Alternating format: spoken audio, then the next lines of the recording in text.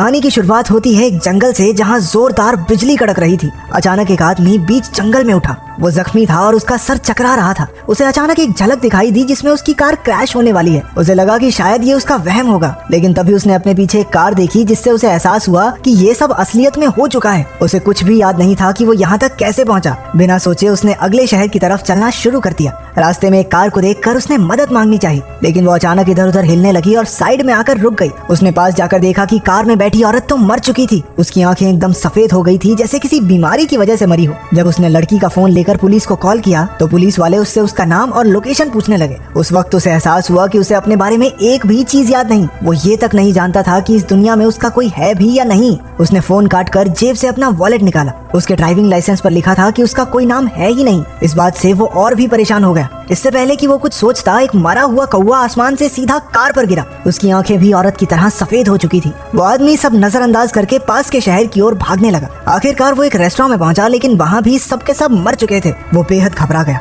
उसे लगा कि कोई बहुत ही खतरनाक वायरस फैल गया है, जिसकी वजह से सिर्फ इंसान ही नहीं पक्षी भी मर रहे हैं। जैसे ही वो बाहर निकला उसे एक ट्रक ड्राइवर भी मरा हुआ मिला।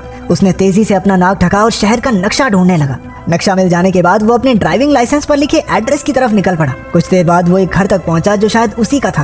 पहले उसने दरवाजा खटखटाया, लेकिन जब किसी ने जवाब नहीं दिया तो वो यूं ही अंदर घुस गया। वो फोन के वॉइसमेल में अपनी ही आवाज सुनकर पहचान गया कि ये उसी का घर है। वॉइसमेल से उसे ये भी पता चल गया कि उसका नाम लियम है। जिन लोगों को उसने अपनी आंखों से मरते हुए देखा था, उनकी खबर टीवी पर दिखाई जा रही थी। एक्सपर्ट्स का कहना था कि ये कोई जानलेवा वायरस है। उन्होंने लोगों से कहा कि सब अपने घर के अंदर ही रहें। तभी लियम ने पास के खेत में एक किसान को देखा। उसने उसे घर जाने का इशारा किया, लेकिन वो कुछ समझा नहीं और लियम की तरफ बढ़ा। पर लियम के करीब आते ही उसकी भी आंखें सफेद हो गई और वो एक ही पल में मर गया। उसे न्यूज देखकर समझ आया कि सभी मौतें आसपास के ही इलाकों में हो रही थी, इसलिए ये वायरस तो नहीं हो सकता। और तो और हर एक मौत लियम के इर्द गिर्द ही हुई थी। तभी उसने बाहर एक कौवे की आवाज सुनी। जैसे ही वो उसकी तरफ बढ़ा, वो भी सबकी तरह मरकर नीचे गिर पड़ा। उसे शक होने लगा कि कहीं सबकी मौत का जिम्मेदार वो ही तो नहीं, क्योंकि जो भी उसके पास आता था वो मारा जाता। वो अपनी इस थ्योरी को चेक भी नहीं करना चाहता था, क्योंकि इससे और भी लोगों की जानें जा सकती हैं। पहले तो उसने पुलिस को सब सच बताने के बारे में सोचा, लेकिन क्या वो उसका यकीन करेंगे? और कर भी लिया तो ना जाने कितने अजीबोगरीब एक्सपेरिमेंट्स किए जाएंगे उस पर।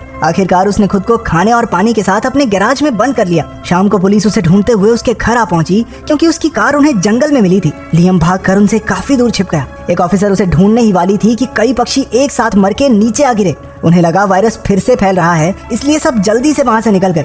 रात को लियम को फिर से कार क्रैश का सपना आया। उसने अचानक उठकर देखा कि एक लड़की उसके गैराज के पास आ गई थी। लियम ने कई बार उसे दूर रहने के लिए कहा, लेकिन वो आगे बढ़ती ही रही। जब उसने दरवाजा खोला तो वो हैरान रह गया कि वो लड़की अभी भी जिंदा खड़ी थी। वो सुबह एक हॉस्पिटल में उठी और तब से उसे अपने बारे में कुछ भी नहीं पता। स्टाफ ने उसे बताया कि वो एक कार क्रैश में घायल हो गई थी और वो गाड़ी जिसमें ये एक्सीडेंट हुआ वो लियम की थी। इसलिए वो अब लियम से अपने बारे में और जानकारी लेने आई है। तभी एक पिल्ला लियम के एकदम करीब आ गया, लेकिन उसे भी कुछ नहीं हुआ। इससे लियम को लगने लगा कि शायद ये मौतें उसकी वजह से नहीं हो रही। तो उसने जेन को अपनी इस थ्योरी के बारे में कुछ नहीं बताया और वो दोनों घर के अंदर चले गए। उन्होंने चेक किया कि कहीं वो दोनों इकट्ठे तो नहीं रहते, लेकिन अलमारी में सिर्फ लियम के ही कपड़े थे। तभी लियम को उसकी परछाई देखकर याद आया कि एक्सीडेंट के दिन वो भी उसके साथ कार में ही थी। उसने तुरंत एक नक्शा निकाला जिसमें कार क्रैश की जगह के पास एक ब्रिज भी था। उन्होंने वहां जाकर पता लगाने का फैसला किया। अगली सुबह दोनों ब्रिज पर पहुंचे, लेकिन किसी को भी कुछ भी याद नहीं था। तभी जेन को एक और झलक याद आई। एक रात वो ब्रिज पर खड़ी एक खाली कागज को देख रही थी। उसने कागज पानी में फेंक दिया और लियम भी उस वक्त उसके साथ ही था,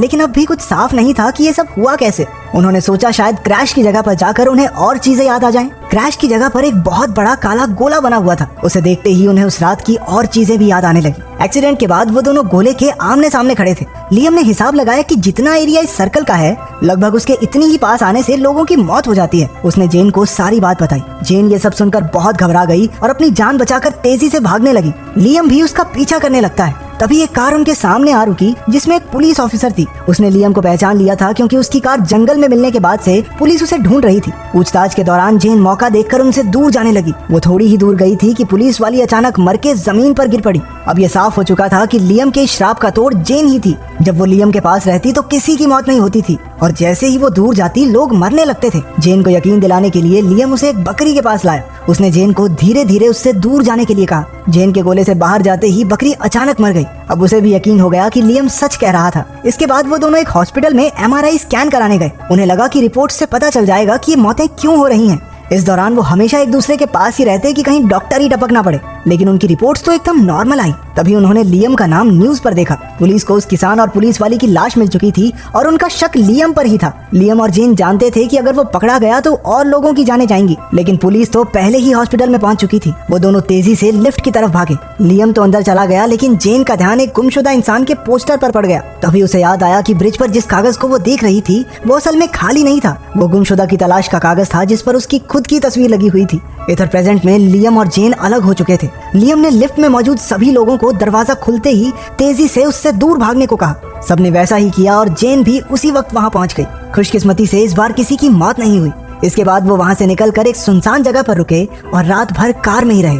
कार क्रैश के बुरे सपने की वजह से एक बार फिर से लियम की नींद टूटी। कुछ देर बाद जेन ने रेडियो पर न्यूज सुनी। पुलिस को पता चल चुका था कि वो भी लियम के साथ है। उसका पति सैम उसे घर वापस लौटाने की रिक्वेस्ट कर रहा था। जेन हैरान रह गई क्योंकि उसे पता ही नहीं था कि वो शादीशुदा है। वो दोनों सैम से मिलने गए और उससे मदद मांगी। पहले तो उसे उन दोनों पर बिल्कुल विश्वास नहीं हुआ, लेकिन जब लियम ने कुछ पक्षियों को मारकर दिखाया तो सैम के पास उन पर विश्वास करने के अलावा कोई रास्ता नहीं बचा। वो तीनों उसके ऑफिस में जाकर छुप गए। वहीं लियम को एक गुमशुदा लड़की का पोस्टर मिला जिस पर जेन की ही तस्वीर थी, लेकिन नाम किसी और लड़की का। फिर सैम ने उन्हें बताया कि जेन का असली नाम रोज है और वो तस्वीर उसकी जुड़वा बहन लिली की थी। वो कुछ महीने पहले गुम हो गई थी और उसके बाद कभी लौटकर नहीं आई। उसके खो जाने के बाद जेन भी डिप्रेशन में चली गई थी। इस कहानी से जेन की याददाश्त के बिखरे हिस्से जुड़ने लगे। उसे याद आया कि उस रात उसने ये उम्मीद पूरी तरह छोड़ दी थी कि वो दोबारा कभी अपनी बहन को देख पाएगी। जेन ब्रिज पर सुसाइड करने ही वाली थी कि लियम ने उसकी जान बचाई। वो दोनों कार में ब्रिज से दूर जा ही रहे थे जब उनका एक्सीडेंट हो गया। उसने गुस्से में पुलिस को फोन कर दिया, लेकिन बाद में उसे बहुत पछतावा हुआ।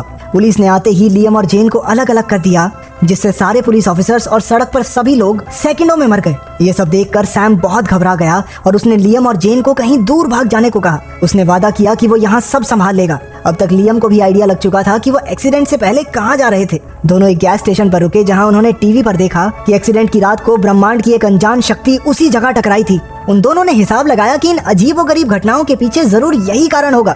इसके बाद वो दोनों लियम के कैबिन में पहुंचे जो एक तालाब के पास था। लियम ने कहा कि इस कैबिन के दूर दूर तक कोई नहीं रहता, इसलिए वो बिना किसी की मौत का जिम्मेदार बने यहाँ अकेला रह सकता है। वो पास के तालाब में जाकर एक बोट में बैठ गया। उधर जेन को उसके कैबिन में एक डायरी मिली। उसके अंदर कई गुमशुदा लड़कियों के पोस्टर्स के साथ साथ उनकी डिटेल्स लिखी हुई थी।